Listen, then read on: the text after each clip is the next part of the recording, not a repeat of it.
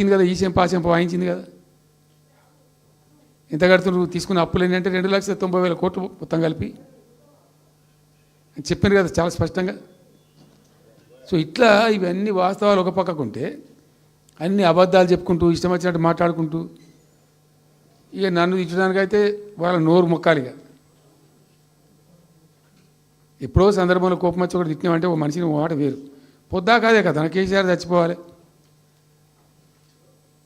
మాట్లాడినప్పుడల్లా ఎక్కడైనా మాట్లాడు, ఏ సందర్భంలో మాట, నువ్వు కాలేజీలో మాట్లాడు, లేకపోతే ఇంకో కాడ మాట్లాడు, స్కూల్ పిల్లల కాడ మాట్లాడు. గింత అక్కసు ఉంటుంది మనుషులకు, అది కరెక్ట్ అవుతుందా? సో ఇష్టం వచ్చిన పద్ధతులు, మాటలు, ఇష్టం వచ్చిన దుర్మార్గ ప్రచారాలు, అన్ని పచ్చి అబద్ధాలు నోరు తెరిస్తే.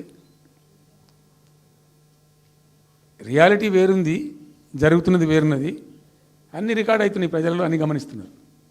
సో కాబట్టి ఏదేమైనప్పటికీ పాలమూరు రంగారెడ్డి ఎత్తిపోతల పథకం విషయంలో ఎట్టి పరిస్థితుల్లో రాజీ పడం. ఈ ప్రభుత్వాన్ని నిద్రపోనీయం, కేంద్ర ప్రభుత్వాన్ని కూడా నిద్రపోనీయం. మా హక్కుల పరిరక్షణకు ఒక డ్రాప్ తక్కువైనా కూడా at any cost, at whatever cost, TRS పుట్టిందే తెలంగాణ ప్రజల కోసం.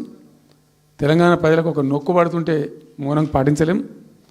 మీరు ఏం ఊరుకో ఏం చేసుకో, నాకు ఇన్ఫర్మేషన్ వచ్చింది, మీటింగ్ జరుగుతుంటే మరి 4 గంటలకు అయిపోవాలి లెక్క ప్రకారం. It was extended.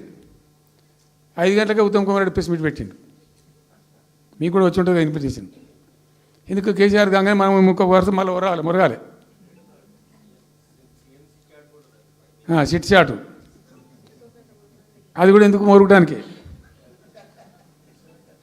ఆ మొరుగుడుకు వాల్యూ ఉంటుంది. So thank you so much. ఈరోజు నేను ఏమంటున్నాను, మీతో ఒక request, Rahul don't be hasty.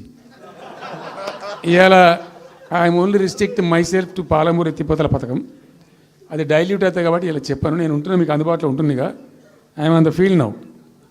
కాబట్టి మీకు please here me. You have to excuse me today. దానికే నేను రిస్ట్రిక్ట్ అవుతాను. ఇవాళ any question, 100 questions you put me, I will give you answer tomorrow or day after, any time. Thank you.